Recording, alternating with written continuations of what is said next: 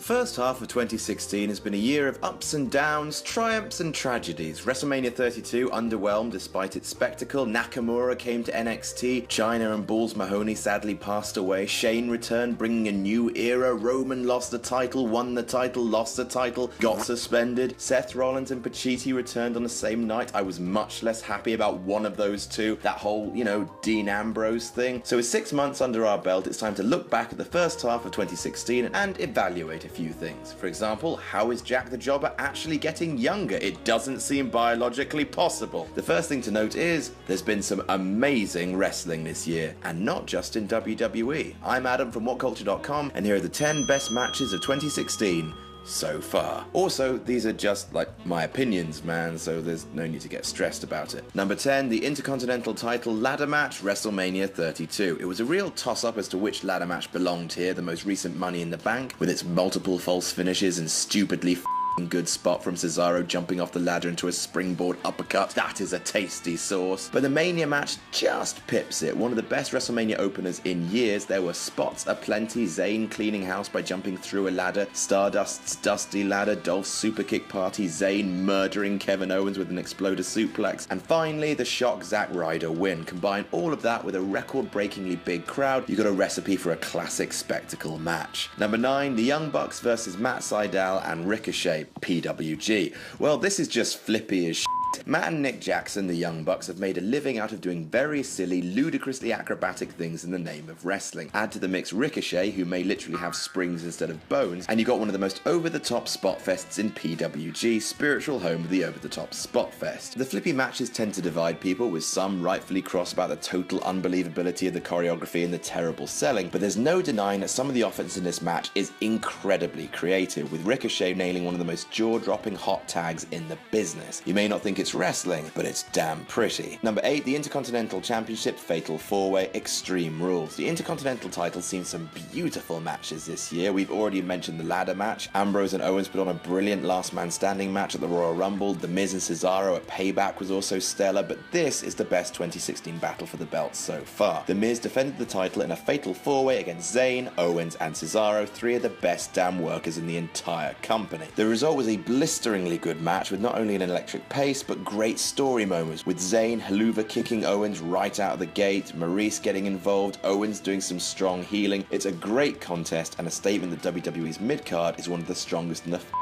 world right now. Number 7, Ricochet versus Ospreay, New Japan Super Juniors. You talk about matches that divide people. Dave Meltzer gave it 4 3/4 stars for its creative offense and crazy escalation of momentum, and then you have members of the old school that decry it as violent dancing and nothing more. Ospreay and Vader are currently involved in a bitter Twitter feud over that match. Bitter Twitter is satisfying to say, and people seem split right down the middle, love it or hate it. Again, whatever your personal feelings are about what wrestling should be, the pure athleticism and innovation on display is utterly breathtaking, and if nothing else, it's bloody memorable. Also, kudos to Will Ospreay for bringing thick British wrestling to a Japanese ring. Number 6, Ishii versus Shibata, Wrestle Kingdom 10. So much beautiful kicking, so much wonderful pain. Some background: Shibata and Ishii are in New Japan Pro Wrestling, which is famous for its strong style, proper stiff punches, chops that will slice the top layer of meat off your chest, and kicks with more force than cannon fire. Shibata and Ishii are separately regarded as two of the stiffest competitors in New Japan, with Ishii headbutting people to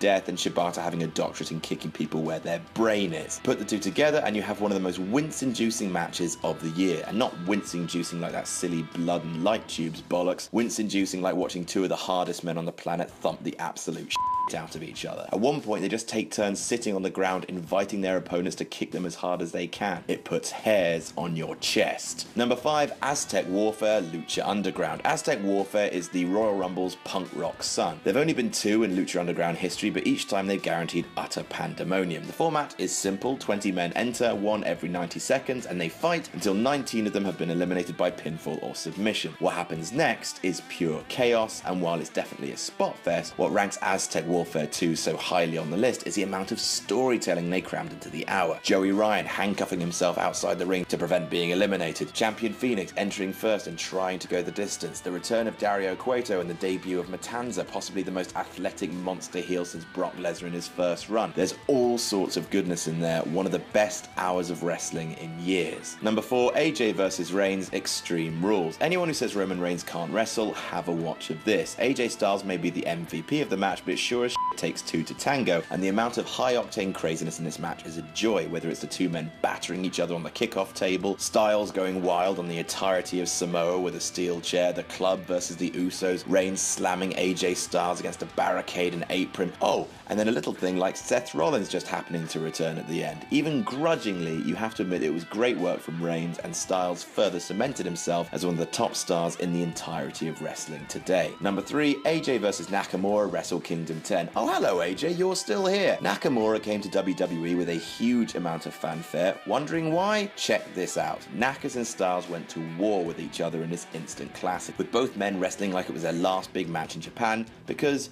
it was. A fence as crisp as it can be, mixed with a hard-hitting Japanese style, demonstrated why this was pegged as a dream match. Both men had so many signature moves that are over as hell. It seems so simple. Put them in the same ring, have them put each other through crowd-popping sequence after crowd-popping sequence. And it ends with two of the most vicious bomb-aries, or should I call them Kinshasas now, that Nakamura's ever delivered. It's just great. That's 2 matches from Wrestle Kingdom 10. Hell, why not a third? Number 2, Tanahashi vs Okada, Wrestle Kingdom 10. Hiroshi Tanahashi and Kazuchika Okada have a rivalry, and you know how epic WWE think the rivalry between Cena and Orton is? Well, the Tanahashi-Okada feud is actually that epic. It spanned 4 years, 7 matches, all of which for the main championship in New Japan, all of which have been ranked 4 or more stars by Dave Meltzer, 3 of which being ranked a perfect 5, including this massive 36-minute marathon. The two men finally blew off their feud in grand storytelling style, with old hand Tanahashi passing the torch to younger Okada. The final sequence, which saw Okada, with the previous year's loss burned into his brain, clinging desperately to Tanahashi's wrist to hit one last almighty finisher, is an example of wrestling storytelling at its most effective. It's really, really, really, really good. And number 1, Zayn vs Nakamura, TakeOver Dallas. You may disagree with this match being ranked so highly, but for me there's been just nothing else like it this year. When you take a crowd as reliably fanatical as a TakeOver crowd and stick 2 of the world's best in the ring,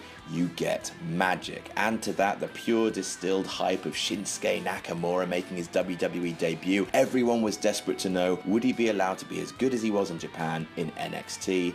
The answer is yes. Yes. The two men took each other to an utter beauty of a match, with the crowd into both men to a rabid degree. Fight forever, they chanted, and bloody right too. And that's our list. Did we miss any out? Tell us about it in the comments. Don't forget to like, share and subscribe. You can follow me on Twitter here. I'm Adam from WhatCulture.com, and I'll see you soon.